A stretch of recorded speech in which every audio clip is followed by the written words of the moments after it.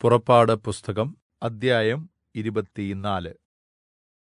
യഹോവ പിന്നെയും മോശെയോട് പറഞ്ഞു, നീയും അഹരോനും നാദാബും അബീഹൂവും യിസ്രായേൽ മൂപ്പന്മാരിൽ 70 പേരും യഹോവയുടെ അടുക്കൽ കയറിവന്ന് ദൂരത്തുനിന്ന് നമസ്കരിക്കുവിൻ. മോശെ മാത്രം യഹോവയുടെ അടുത്തുവരട്ടെ, മറ്റുള്ളവർ അടുത്തുവരരുത്. ജനം അവനോടുകൂടി കയറി വരുകയുമരുത് എന്ന് കല്പിച്ചു. അപ്പോൾ മോശെ വന്ന് യഹോവയുടെ വചനങ്ങളും ന്യായങ്ങളും എല്ലാം ജനത്തെ അറിയിച്ചു. യഹോവ കല്പിച്ച സകലകാര്യങ്ങളും ഞങ്ങൾ ചെയ്യും എന്ന് ജനമൊക്കെയും ഏകസ്വരത്തോടെ ഉത്തരം പറഞ്ഞു. മോശെ യഹോവയുടെ കല്പനകളെല്ലാം എഴുതി അതികാലത്ത് എഴുന്നേറ്റ് പർവ്വതത്തിന്റെ അടിവാരത്ത് ഒരു യാഗപീഠവും യിസ്രായേലിന്റെ 12 ഗോത്രങ്ങളുടെ എണ്ണത്തിനനുസരിച്ച് 12 തൂണുകളും പണിതു. പിന്നെ അവർ യിസ്രായേൽ മക്കളിൽ ചില ബാല്യക്കാരെ അയച്ചു. അവർ ഹോമയാഗങ്ങൾ കഴിച്ച് യഹോവയ്ക്ക് സമാധാനയാഗങ്ങളായി കാളകളെയും അർപ്പിച്ചു. മോശെ രക്തത്തിൽ പകുതി എടുത്ത് പാത്രങ്ങളിൽ ഒഴിച്ചു. രക്തത്തിൽ പാതി യാഗപീഠത്തിന്മേൽ തളിച്ചു. അവൻ നിയമപുസ്തകം എടുത്ത് ജനം കേൾക്കെ വായിച്ചു. യഹോവ കല്പിച്ചതൊക്കെയും ഞങ്ങൾ അനുസരിച്ച് നടക്കുമെന്ന് അവർ പറഞ്ഞു. അപ്പോൾ മോശെ രക്തമെടുത്ത് ജനത്തിന്മേൽ തളിച്ചു. ഈ സകല വചനങ്ങളും ആധാരമാക്കി യഹോവ നിങ്ങളോട് ചെയ്തിരിക്കുന്ന നിയമത്തിന്റെ രക്തം ഇതാ എന്ന് പറഞ്ഞു.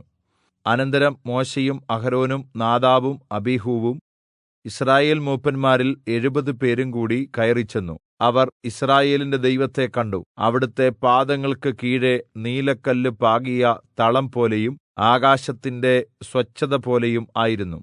യിസ്രായേൽ മക്കളുടെ പ്രമാണികൾക്ക് തൃക്കയ്യാൽ ഒന്നും ഭവിച്ചില്ല.